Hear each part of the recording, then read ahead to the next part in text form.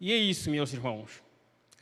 Nós estamos falando o tema principal é não pelo que vemos. E eu trago um subtema, o segredo para viver e para enfrentar as crises. E o nosso texto se encontra em 1 Samuel 30. 1 Samuel 30, do versículo 1 até o 6, diz assim: Quando Davi e seus soldados chegaram a Ziclag, no terceiro dia, os amalequitas tinham atacado o Negueb e incendiado a cidade de Ziclag. Levaram como prisioneiros todos os que lá estavam, as mulheres, os jovens e os idosos. A ninguém mataram, mas os levaram consigo quando prosseguiram seu caminho.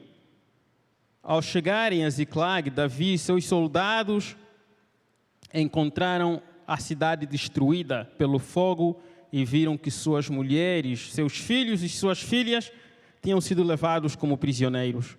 Então Davi e seus soldados choraram em alta voz até não terem mais forças. As duas mulheres de Davi também tinham sido levadas, Ainoã, de Jezreel, e Abigail, de Carmelo, a que fora mulher de Nabal. Davi ficou profundamente angustiado, pois os homens falavam em apedrejá-lo. Todos estavam amargurados por causa de seus filhos e de suas filhas. Davi, porém, fortaleceu-se no Senhor. Amém? Oremos. Querido Pai Celestial, eu quero me entregar nas Tuas poderosas e benditas mãos e entregar o coração dos meus irmãos aqui. Usa-me, Senhor, como Tu bem queres. Usa-me, Senhor, como Tens feito. Prepare, Senhor, o coração da igreja para receber essa palavra. Repreenda o inimigo de roubar esta palavra do coração dos meus irmãos. Em nome de Jesus. Amém. O segredo para viver e o segredo para enfrentar as crises. Esse texto que nós lemos em 1 Samuel é uma história de Davi, e todas as histórias de Davi, elas são conhecidas, né? E uma das crises muito famosas, ele está em crise aqui, nessa história. Imagina você chegar em casa e encontrar a casa destruída, e os filhos levados pelo inimigo, e inclusive a sua esposa. É uma história um pouco complicada. E uma das histórias muito famosas que nós conhecemos de Davi é ele ter enfrentado o gigante Golias, que durante a pregação vamos falar um pouquinho mais. Para viver, é preciso algum segredo? Não basta respirar? Que segredo é esse? Por que nós passamos por tribulações? Uma das perguntas que muito fazemos é: Deus esqueceu-se de mim? Além das crises, o que mais eu tenho que vencer? Essas perguntas vão nortear a nossa pregação. Essa palavra crise, né, ela vem do latim, crisis, e significa momento de decisão, de mudança súbita ou de dificuldades. Os três pregadores que me antecederam, o pastor César falou de verdade, fé e experiência, o Gustavo falou uma fé que salva, e o pastor Mário Simões falou, o tema foi como vencer as crises. E hoje eu trago o segredo para vencer e o segredo para viver e para enfrentar as crises. Bom, queridos, existem pelo menos três tipos de crises que afetam a humanidade. As crises acidentais, ou situacionais, crises de desenvolvimento e as crises existenciais. As crises situacionais são aquelas que ocorrem quando surge uma ameaça repentina ou perda inesperada, como, por exemplo, a morte de um ente querido, uma doença súbita e assim por diante. As crises de desenvolvimento são as que surgem no curso do desenvolvimento humano normal, tais como a entrada na escola ou faculdade, ajustes no casamento, paternidade e assim por diante. E temos também as crises existenciais que surgem quando somos forçados a enfrentar verdades perturbadoras, que nos forçam a compreender fatos tal como o fracasso, a velhice, falta de propósitos, doença incurável e etc. A verdade é que essas crises podem gerar dor e sofrimento. A crise é uma forma de despertar as pessoas e países, não é? Então, queridos, por que nós passamos por tribulações? Aqui, meus queridos, é preciso entender um pouquinho a origem dos nossos problemas. A crise, mundialmente falando, começou lá no Jardim do Éden, com a desobediência do primeiro casal. E até os dias de hoje, quando nós desobedecemos a Deus, nós acarretamos crises para a nossa vida. Tem consequências terríveis quando nós desobedecemos a Deus. Apesar dos problemas terem começado lá no Jardim do Éden, é preciso lembrar, irmãos, que Deus preparou todas as escapatórias. Deus já preparou o resgate. O plano de salvação começou também lá, quando o primeiro casal desobedeceu a Deus. Amém?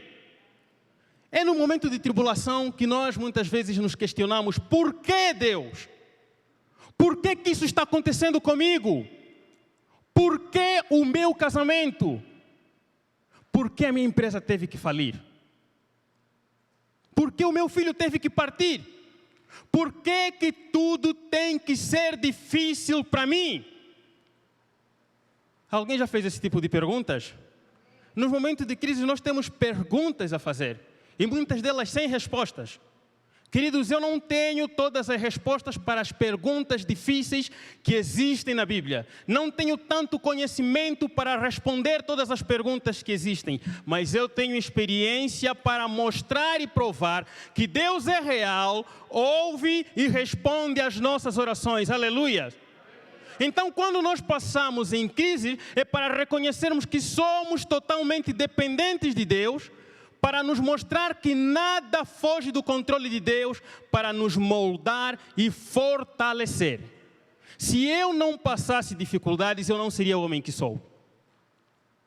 E naquele momento eu não entendia. No momento da crise você não entende o propósito. Só depois de aprovado, só depois de ter essa experiência, é que você entende a razão pela qual Deus te deixou passar naquela fase. Uma vez no Rio de Janeiro eu fui para a barbearia e posto lá, eu encontrei muitos jovens naquela barbearia. De repente começou um debate sobre as religiões. E falavam do islamismo e tantas outras que ali existem. E depois começaram a debochar do cristianismo, falando mal de Jesus. E eu me senti mal naquele momento. Eu disse: isso não é verdade que eles estão a falar de Jesus. Eu tenho experiência com Cristo. Eu sei que Ele é o mesmo ontem, hoje e para sempre. Ele responde: isso não é verdade. Então comecei a responder. Quando eles descobriram que eu sou cristão, aí começaram a chover perguntas difíceis que eu não tinha como responder. Eu me senti derrotado no momento. Então eu comecei a orar a Deus naquela barbearia. Eu disse: Deus, me ajuda. Eu sei que o Senhor ouve, isso não é verdade. E o Espírito Santo me repreendeu naquela hora: não é para discutir com as pessoas. Não é para debater o quão você conhece. Mostra o que Deus fez na tua vida. Então eu comecei a contar os testemunhos. Comecei a contar os milagres que Deus fez na minha vida. Reinou um silêncio naquele lugar. Ninguém conseguia mais falar. Um dos jovens começou a chorar. O outro não aguentou e saiu. E eu comecei a perguntar: mostrem-me o Deus que faz essas coisas. Mostrem-me os vossos deuses que fazem essas coisas. E eu vos mostrarei que existe um Deus que tudo pode, que tudo faz. Mostrem-me um nome mais alto do que o nome de Jesus, e eu vos provarei que o nome de Jesus é mais alto. Não existe um nome com máxima autoridade do que o nome de Jesus. E de repente eu comecei a ouvir lá no fundo: glória a Deus, manifesta o teu poder, Senhor. Eu disse: quem é o Senhor? Eu sou um diácono na igreja. Eu disse: eu estou aqui na luta e o Senhor está me deixando aqui de lado sozinho. Não, filho, eu nunca vi tamanha autoridade. Meu Deus, você precisa ir naquela igreja. Você precisa ir na nossa igreja, porque aquele povo precisa te ouvir. Eu disse: nunca se envergonhe do Evangelho. Não entre em discussões. Então, naquele dia eu aprendi que quando nós passamos por aflições, quando você passa por lutas, quando você passa por situações difíceis, com a ajuda de Deus, porque nos testes nós reprovamos também. Nós reprovamos quando murmuramos, quando não conseguimos glorificar a Deus em meio às dificuldades. Quando nós aprovamos, diante das dificuldades adversas, nós crescemos para um novo nível espiritual. Nós ganhamos experiência e ganhamos autoridade para falar de Jesus Cristo. Como é que você vai falar de Jesus se você não lhe conhece? Como você vai testemunhar de alguma coisa que você não tem experiência? Então glorifique a Deus quando você passa nas situações difíceis. Aleluia, glória a Deus. Então, queridos, as tempestades da vida, elas são inesperadas. É um acidente, uma enfermidade, uma crise no casamento, um desemprego. Não mandam telegrama. Os problemas não mandam telegrama, não te avisam. Dia 15 de outubro, estarei batendo na sua porta, meu querido. Prepare-se, destruir-te-ei, arrasar-te-ei. É de repente. De repente tudo muda. Elas são inesperadas e muitas vezes deixa aqui ver a palavra que eu escrevi. Não se podem administrar. Quero aqui abrir um parênteses, querido, mesmo falando português, às vezes há uma pequena diferença, né, porque o meu é uma mistura de sotaques, português de Angola, português de Portugal, do Rio de Janeiro, que é carioca, e a mistura com paulista. Às vezes, quando eu estou em Angola, me perguntam, você é angolano? E quando eu estou aqui no Brasil, você não é brasileiro? Então, nem sei mais o que eu sou com essa mistura de sotaques. Glória a Deus. Jesus sabia das dificuldades que nós iríamos atravessar. Estar na caminhada com Cristo não nos isenta de dificuldades. Os discípulos estiveram muito tempo com Jesus, serviam, trabalhavam e o amavam, mas isso não impediu de eles passarem naquele mar revolto. Uma pergunta, aquele mar era desconhecido para os discípulos? Não. Era ali onde eles pescavam, onde tiravam o seu ganha-pão. De repente, aquele ambiente que era conhecido se tornou perigoso. E muitas vezes é assim, o lugar onde você achava um conforto, a tua casa, o teu casamento, tudo vira de patas ao ar e você não consegue administrar o que está acontecendo. Jesus sabia disso e nos disse, eu tenho-vos dito essas coisas, para que em mim tenhas paz. No mundo tereis aflições, mas ele garantiu, tende bom ânimo. Por quê? Porque eu venci o mundo. Essa é a atitude que nós temos que ter. Que Jesus fez o quê? Venceu o mundo. Ele disse, eu venci. Preste atenção na forma como está conjugado esse verbo. É passado. É algo que já está feito. Ele não disse, eu vencerei o mundo. Eu venci o mundo. Então, queridos, independentemente da circunstância que estejamos a passar, nós precisamos entender que Jesus já venceu o mundo. Eu posso ouvir um amém? Glória a Deus. Aleluia.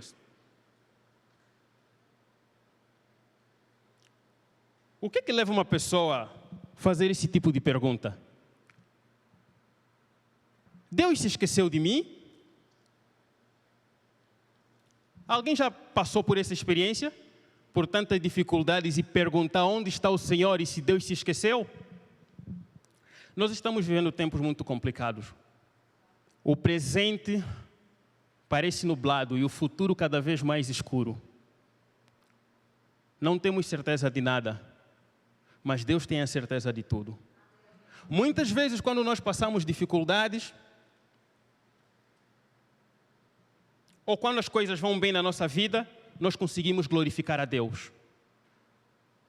Suponhamos que você fique doente por um tempinho, vai fazer as consultas e depois a doença passa. Aí o que você faz? Glória a Deus, o Senhor me curou. Mas se essa doença prolongar por muito tempo e você sofrer cada vez mais, pode se questionar, Senhor, onde está o Senhor? Por acaso o Senhor esqueceu-se de mim? Qual é a resposta de Deus? Acaso pode esquecer-se uma mulher do filho que ainda mama, de sorte que se não compadeça do filho do seu ventre? Mas ainda que essa viesse a se esquecer, eu todavia não me esquecerei de ti. Deus não se esqueceu de você. Conta-me uma coisa na tua vida que surpreende a Deus. Qual é o problema que Deus vai olhar para a sua vida e dizer assim: não sabia que isso iria acontecer na vida do Anderson? Ele sabe de todas as coisas e nos conhece desde o ventre da nossa mãe. E todo o tempo da nossa vida está entregue nas mãos de Deus. Deus não se esqueceu de nós. Aleluia! Glória a Deus. Deus é o nosso refúgio em tempos difíceis. Veja o que o Salmos 34:18 diz: perto está o Senhor dos que têm o coração quebrantado e salva os de espírito oprimido. E lá no 46:1 diz que Deus é o nosso refúgio e fortaleza, socorro bem presente na hora da angústia. E o Salmos 9:9 diz também que Deus é alto refúgio para o oprimido e alto refúgio em tempo de angústia. Mas para que serve uma fortaleza se não em tempo de guerra? Meus irmãos, se eu fosse a única pessoa a contar testemunhos e nada acontecesse na vida das outras pessoas, talvez você poderia duvidar e dizer: só acontece com ele e comigo não. Mas dia após dia nós escutamos, nós ouvimos testemunhos, e o pastor leu aqui alguns testemunhos. O pastor Simões contou o testemunho do filho dele aqui no domingo passado. Que livramento, né? Deus continua fazendo, Ele não está parado. Deus continua agindo. E como o pastor disse, que os testemunhos fazem o que? Glorificam a Deus.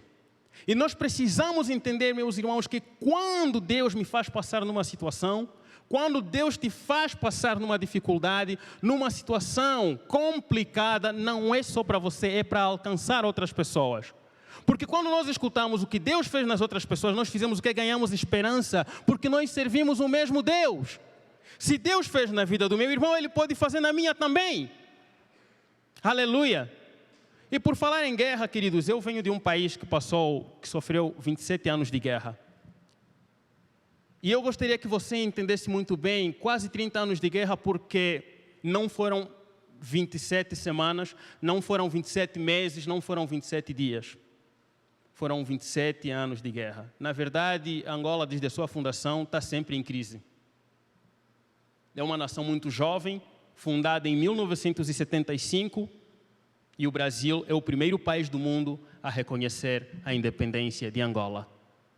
Um país em guerra é um país sem desenvolvimento, sem educação, é um país com mortes, com doenças, com fome e etc. É um país em crise.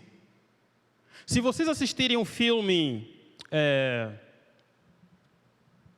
Lágrimas do Sol, lembra muito o que eu passei em Angola, eu e minha família. Acho que nesse filme um dos americanos diz que Deus esqueceu a África. E muitos americanos e europeus olham para a África e dizem que Deus esqueceu a África. Mas não é verdade, porque é cada milagre que acontece naquele lugar. Deus está em lugares onde a gente pensa que Ele não está. E eu fui nascido nesse país em guerra. Fui nascido em tempos de crise. Aos 5 anos, até os 5 anos, meu pai tinha uma casa. E a casa tinha as condições mínimas de sobrevivência. Minha mãe disse que estávamos bem. Até 1992, quando rebentou uma guerra, eu tinha 5 anos de idade nessa altura. E eu lembro daquela noite que nós saímos de casa. Minha mãe me vestiu 2 calças, porque teríamos que deixar toda a roupa para trás, não há tempo para pegar as coisas. 2 blusas de frio. E eu não sei como a igreja fez, mas parece que a igreja combinou de todos nós nos encontrarmos na igreja e fugirmos todos juntos para a mata. Eu quero que você entenda para ver como Deus nos livrou. Ele é o mesmo ontem, hoje e será para sempre. Chegamos todos juntos na igreja. Foi assim, enquanto nós saímos de casa, tiroteios nos outros bairros. Guerra não é um ambiente muito bonito, não. Saímos à noite, nas pressas, sem pegar comida, sem pegar a documentação e deixamos a nossa casa. Nos encontramos na igreja, um irmão percebeu a notícia muito tarde da guerra, chegou na igreja de cuecas. E lá estávamos nós. Depois de uma oração, nos metemos a caminhar para a mata. Naquela noite atravessamos rios. Eu tinha 5 anos. Meu segundo irmão estava com 3 anos. Depois que chegamos na mata, acampamos. Um dos irmãos, ao fazer a sua cama, estendeu em cima de uma cobra grande. Mas não fez nada a cobra. Ele percebeu no dia seguinte que ele estava em cima de uma cobra. Acredito que com alguns movimentos involuntários, né? Meu Deus, o que é isso? Onde é que eu estou? Primeiro livramento. Meu pai, nessa altura, era enfermeiro. E o objetivo do inimigo era matar todos os enfermeiros, começando pelo meu pai, cortar a cabeça de todos os enfermeiros. Então os inimigos estavam a nos procurar na mata. Olha o que Deus fez aqui. Nós acampávamos em algum lugar e percebíamos o inimigo chegar. Na mata é fácil identificar se alguém fumar ou se alguém fazer uma fumaça, é fácil. E nós cozinhávamos. Quando percebíamos que o inimigo estava a chegar, apagávamos a fogueira. O inimigo chegava próximo de nós, nós os víamos, mas eles não conseguiam nos ver. Vou repetir, nós conseguíamos ver o inimigo, mas eles não conseguiam nos ver. Não era uma mata muito fechada para se esconder. E tinha crianças recém-nascidas. Era impressionante que naquele momento nenhuma criança chorava. Se uma criança gritasse, mamã, todos nós iríamos mamar naquela hora. Não aconteceu num dia. Vários dias o inimigo passava próximo de nós. Nós conseguíamos olhar para o inimigo.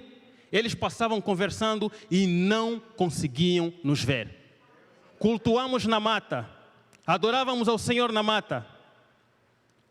O pouco da comida que levamos acabou. E começamos a comer os frutos silvestres. A fome apertou. Então, quando o governo percebeu que os enfermeiros e os médicos corriam perigo, mandou os militares para ir buscar todos os enfermeiros. Então, a partir dos 5 anos de idade, foi difícil ver o meu pai até os 10 anos. Fiquei com a minha mãe. Andamos de uma cidade a outra a pé. Eu disse que uma cidade com guerra, a fome aperta. Quero lembrar que desde os 5 anos de idade, eu sabia o que quero ser. Deus já tinha colocado no meu coração o sonho de ser piloto de avião. Em 1992, perdemos a nossa casa. Creio que meu pai tinha 2 casas, porque eu lembro de termos mudado de uma casa para outra. Nós perdemos tudo, tudo. Zerados na mata. Andamos de uma cidade para outra. Chegamos no Lubango, que é a cidade de uma das províncias. A divisão demográfica aqui no Brasil é por estados, estado de São Paulo e estado do Rio de Janeiro. Em Angola, a divisão é por províncias. Províncias do Cuando-Cubango, província da Huila e província de Luanda. E a minha terra, meus irmãos, Cuando-Cubango, era zombada como terra do fim do mundo. É a terra menos desenvolvida. Era a terra menos desenvolvida. E eu não venho, as pessoas gostam muito de embelezar, venho de uma família humilde. Humildade não tem a ver com posses, mas tem a ver com caráter. Eu venho de uma família pobre.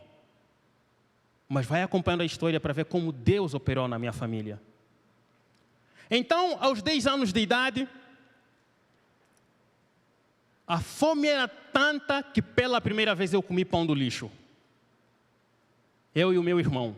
E quando eu quero dizer lixo, meus irmãos, não é lixo onde está assim no container, tudo bonitinho, pintado, lixo separado, lixo reciclável e o orgânico.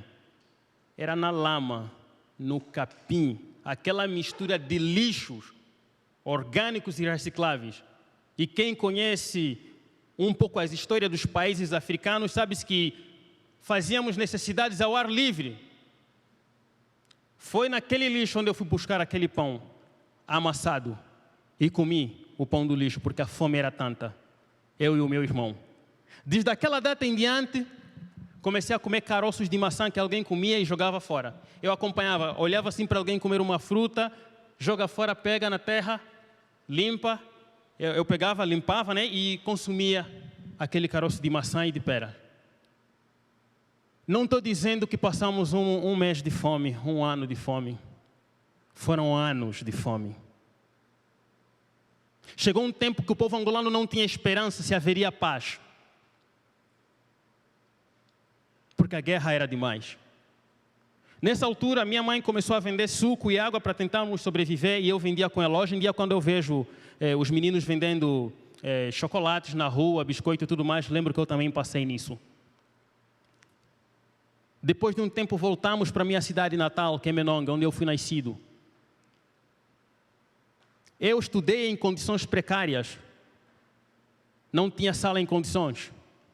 Debaixo da árvore, sentado numa lata. Sofri bullying também. E não havia psicólogos para isso, tem que ser forte. Outras famílias começaram a prosperar rapidamente e a minha não. Lembro minha mãe uma vez ter perguntado ao meu pai, por que nós não melhoramos? Outras famílias estão tendo e nós não. Meu pai disse para minha mãe, calma, o Deus a quem nós servimos vai atender às nossas orações um dia. Durante esse tempo de dificuldades, uma coisa que eu muito admirei nos meus pais é a integridade deles, a maneira como serviam a Deus. Eu lembro que uma vez eu pedi dinheiro ao meu pai para levar para a escola e ele disse assim para mim, filho, eu não tenho dinheiro, a única coisa que eu tenho é o dízimo e eu não posso roubar ao Senhor. Desde aquela data eu comecei a perguntar, quem é esse Deus a quem meu pai é tão fiel assim? Não lembro ter visto meu pai murmurar. Quando eu fui nascido, ele tinha, creio que 21 anos de idade, ou 20, e minha mãe estava com 16 anos. Então, quando eu tinha 10, meu pai estava com 30. E eu vi a juventude deles, as dificuldades que eles tiveram que enfrentar na vida. O tempo passou, meu pai foi promovido milagrosamente, eu vou contar rapidinho porque a história é longa. E eu pedi dinheiro ao meu pai para fazer o curso de comissário de voo, porque o meu sonho de ser piloto estava sempre ardente. Então, aos 18 anos, eu me mudei para Luanda, capital de Angola. Antes, quero lembrar que no ensino médio, os meus professores perguntavam para todos nós o que cada um queria ser. Todos contavam, eu quero ser engenheiro, quero ser médico e tudo mais. E conversávamos entre os colegas. Quando eu falava que quero ser piloto, as pessoas riam de mim. Tem um colega que chegou para mim e disse assim, isso não é para você, isso é para gente que tem dinheiro, você é pobre, para não dizer que está cheio de doença nesse corpo. Você não vai ser nada nessa vida. Nem menino que limpa o avião você será. E todos riam de mim. Eu olhei para a turma, não foi em qualquer lugar, foi na escola. Eu olhei para a turma e disse, eu tenho um Deus. Se Ele quiser, eu serei piloto e muito mais. Quem viver, verá. Eu disse essas palavras para os meus colegas. Por vir de uma família pobre, num lugar que era deixado de lado, chamado de fim do mundo, eu comecei a pensar e ser ansioso. Eu tive sintomas físicos de sofrer de ansiedade, por sofrer de ansiedade. Meu peito doía e os médicos não conseguiam identificar o que era.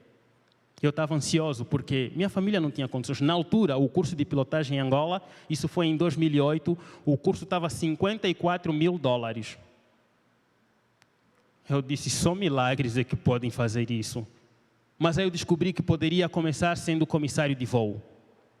Então me mudei para Luanda e quando eu cheguei na escola mandaram eu ir fazer os exames médicos. Angola, para quem tiver o privilégio de conhecer, é uma terra também de brancos e negros. E durante muito tempo, nós éramos deixados de lado. E os bons empregos eram somente para os descendentes de portugueses. Eu cheguei naquela clínica, o dono da clínica deu uma olhada do tipo assim, esse menino está reprovado. E eu comecei a tremer. Porque meninas lindas e pessoas muito bonitas que aparentemente estavam capacitadas para ser tripulantes, quero dizer que nessa altura eu estava pesando 59 quilos, eu estava abaixo do peso para ser qualificado. E eu vi aquelas pessoas a reprovarem e comecei a falar com Deus. Deus, olha, essa menina reprovou, olha, aquele reprovou. E Deus falou ao meu coração, eu sei que você está com medo, porque eles têm pais generais, eles têm tios governadores, mas você me tem a mim, Deus dos deuses e Senhor dos senhores, vai lá, porque eu sou contigo.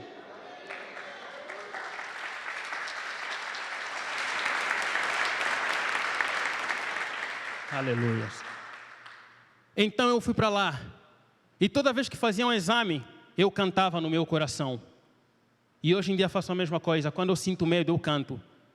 Quando eu fico muito ansioso, eu canto. Porque na presença de Deus, até a tristeza pula de alegria. Não dê muito tempo nos pensamentos negativos. Ponha um louvor na sua casa. Louve a Deus. Onde Deus está, a ansiedade não tem lugar. Durante muito tempo, a forma de vencer a ansiedade foi botar o louvor. E eu comecei a cantar naquela clínica. Eu fiz todos os exames. Depois de uma semana, ligaram para mim para ir buscar os exames. Quando eu cheguei, as palavras da enfermeira foram exatamente essas. Senhor, parabéns. Eu disse, por quê? Porque nunca apareceu nessa clínica alguém que está saudável como o Senhor. Quero lembrar que eu estava abaixo do peso. Você está saudável, parabéns. E me deram um certificado médico que comprovava que eu estou em condições de ser tripulante. Eu disse, meu Deus, liguei para minha mãe, mãe, eu passei no exame médico, minha mãe perguntou, meu filho, quem é que te ajuda? Você está sozinho em Luanda? Eu não tenho família em Luanda, na capital. Minha família mora toda no interior. Eu disse, mãe, eu tenho um Deus, é Ele que me ajuda. Então fiz o curso de comissário de voo, e depois que terminei, em 2008, espalhei o meu currículo em tudo que é empresa. Nenhuma delas chamava, menos uma. Não entreguei o meu currículo nessa que eu estou atualmente, a TAG Linhas Aéreas de Angola.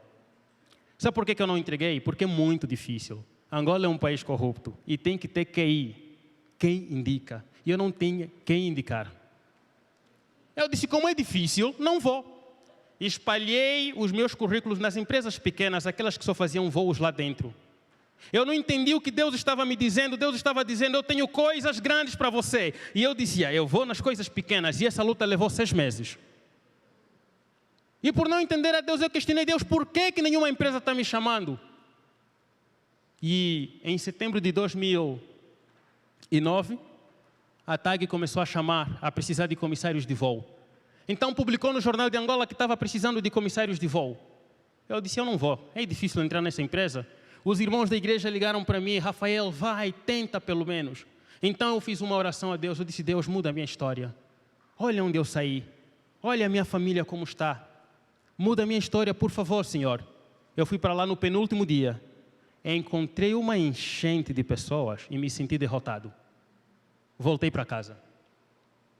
Quando eu cheguei em casa, queridos, Deus me questionou por que eu voltei. E assim como eu estou falando convosco, eu comecei a responder literalmente para Deus. O Senhor não viu?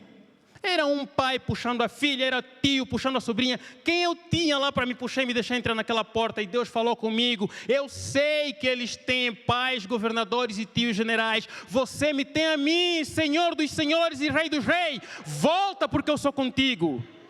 E eu voltei para lá no último dia. Parece que aquela enchente duplicou. Eu cheguei às 10 horas, tinha lá gente esperando desde as 4 da manhã. E eu fiquei lá parado, olhando para aquilo, pensando, como é que eu vou passar aqui nessa porta? Estava lá parado, orando, perguntando a Deus. E para entrar, irmãos, tinha que se colocar o nome numa lista, para o segurança chamar, para o guarda chamar. Só que até você colocar a caneta, já rasgaram a folha. Eu disse, desse jeito eu não vou conseguir entrar. Então o Espírito Santo falou para mim, não fique parado, tome atitude. Aí eu fui até a porta e disse para o homem, deixe-me passar, por favor.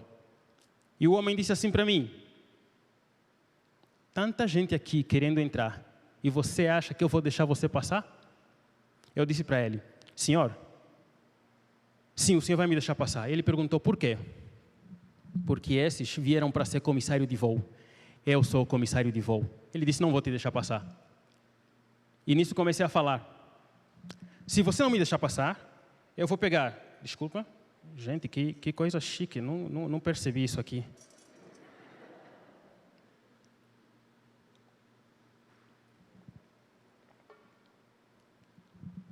E eu peguei o meu certificado médico, que não servia para nada naquele momento, e comecei a falar para ele: se você não me deixar passar, eu vou pegar o teu documento, uma cópia, eu vou para o Instituto Nacional da Aviação Civil, eu vou fazer uma denúncia contra o senhor. Ele olhou para mim e disse assim: você fala demais, entra. E eu entrei. Eu não acreditei que eu entrei naquele edifício. Na medida em que subia, eu comecei a tremer, porque lá fora estava uma multidão tentando entrar naquele edifício. Eu entrei.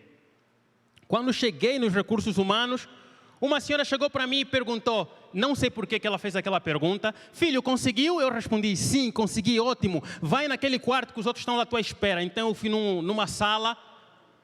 Enquanto lá fora estava uma multidão, eu encontrei 7 sentados a ver TV, filho de gente grande. E eu não acreditei que estava no meio daqueles jovens, todos cheirando perfume importado. E o que eu estava cheirando? Eu estava lá representando a Nivea, mas estava lá, cheirando sabonete, mas estava lá.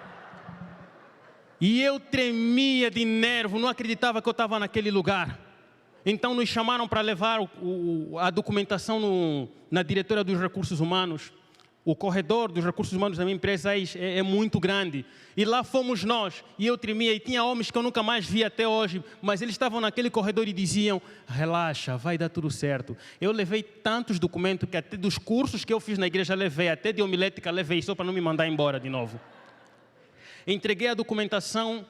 E eu lembro da oração que eu fiz. Eu disse: Deus, eu fiz a minha parte. O resto pertence ao Senhor.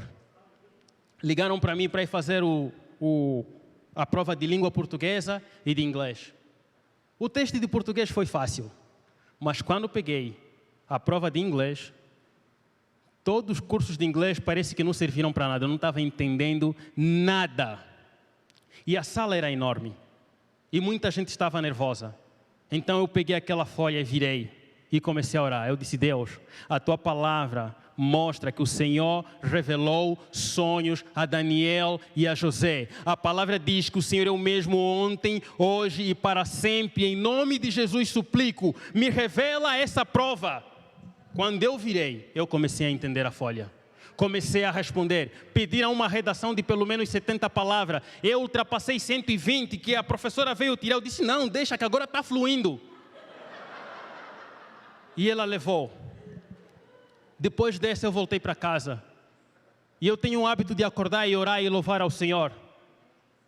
Depois de uma semana dessa prova, eu estava em casa. E eu estava justamente cantando esse louvor.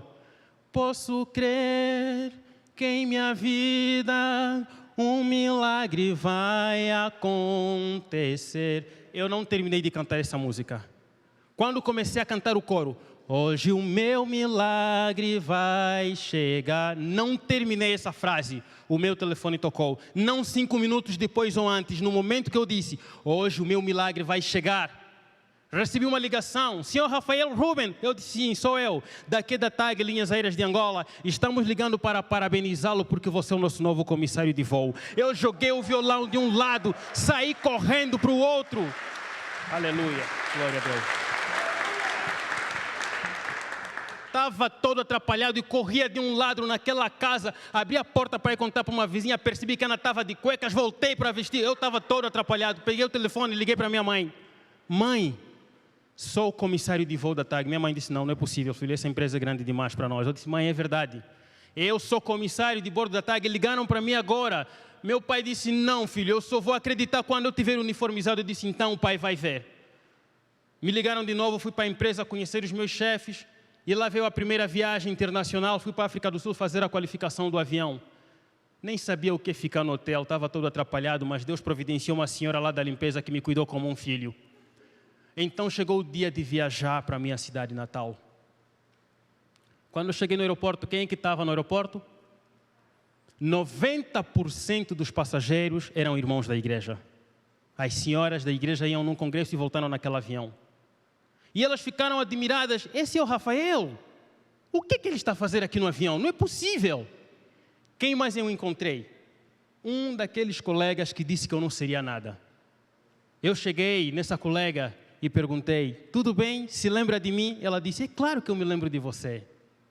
Como é que eu ia me esquecer de você? Eu disse assim para ela, tem dúvida que o meu Deus é poderoso? Ela olhou para mim e respondeu, se eu estou vendo você uniformizado, como é que eu vou duvidar do seu Deus? Eu disse, vem muito mais. E as pessoas ligaram para o aeroporto de Menong, contando, olha, o Rafael é tripulante, está aqui no avião. E quando cheguei lá, o aeroporto tinha parado, todo mundo para apreciar. Meus irmãos ficaram chorando de emoção e espalharam essa notícia lá na minha cidade, porque praticamente eu tinha me tornado no primeiro comissário de voo da minha cidade. Trabalhei durante 2 anos como comissário e depois vim fazer aqui o curso de pilotagem. Deus não se esqueceu de nós. Deus é o nosso refúgio em tempos de dificuldade. E eu pude provar isso várias e várias vezes. Uma parte dos testemunhos eu contei aqui para vocês, queridos. E para honra e glória a Deus, hoje eu sou piloto de avião. Não estou estudando para ser, eu tenho essa carteira. Eu esqueci de dizer que em Angola, nos tempos que as coisas estavam muito difíceis, se eu dormisse num chão como esse, daria glória a Deus. Era num chão simples, com papelão. Mas Deus mudou a história da minha família. Então, meus queridos,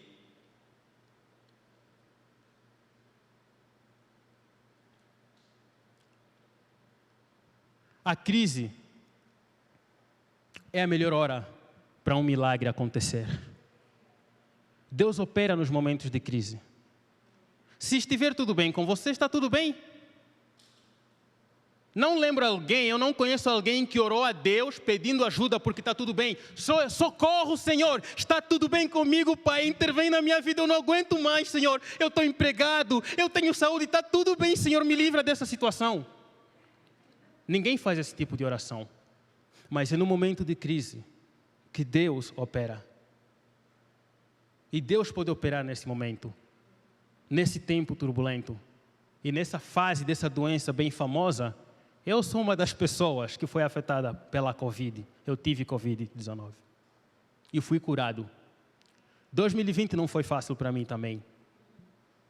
Qual é o segredo, então, para viver e para vencer as crises?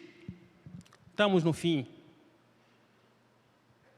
do culto, mas permitam-me, porque eu gosto muito de cantar mesmo, tem um louvor que responde essa pergunta. O segredo para viver e para vencer as crises.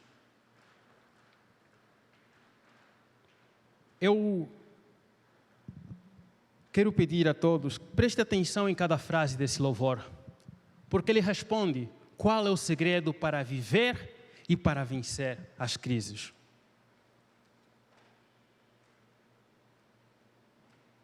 Dá para ver bem, maravilha.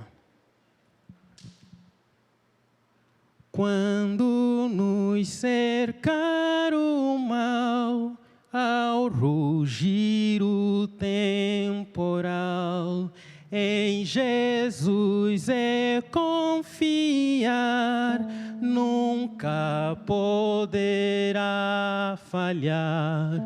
O segredo do viver, o segredo do vencer, em Cristo confiar, nunca, nunca duvidar. Quando a dor ou a aflição vem turbar o coração, é preciso confiar, a Jesus tudo entregar. O segredo do viver, o segredo do vencer, em Cristo confiar, nunca, nunca duvidar. Quando fraco me sentir, quando o mundo me oprimir e pesar a minha cruz, crê somente de Jesus. O segredo do viver, o segredo do vencer, é em Cristo confiar, nunca, nunca duvidar. Quer nas trevas, quer na luz, sempre perto está Jesus, perto e pronto para salvar quem somente confia. A igreja, o segredo do viver, o segredo do vencer, em Cristo confiar, nunca, nunca duvidar. Você pode aplaudir ao Senhor? O segredo do viver e o segredo do vencer é em Cristo confiar, nunca, nunca duvidar.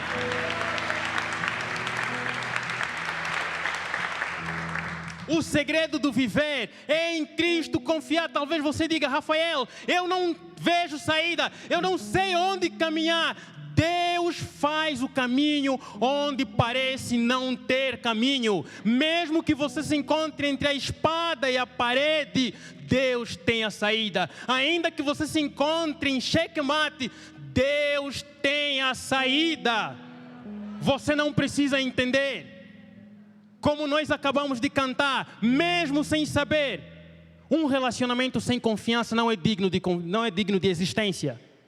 Confiar em Deus, meus queridos, é confiar na palavra de Deus. Eu não consigo confiar, eu não consigo crescer. Quer crescer? Lê a Bíblia e faça oração. Eu não sou mais forte do que você. Eu não sou melhor do que você. Sou apenas alguém que decidiu olhar para Cristo. E o que eu quero dizer para você nessa manhã é: olhe para Cristo, confie nele. Aleluia. A igreja em pé, por favor.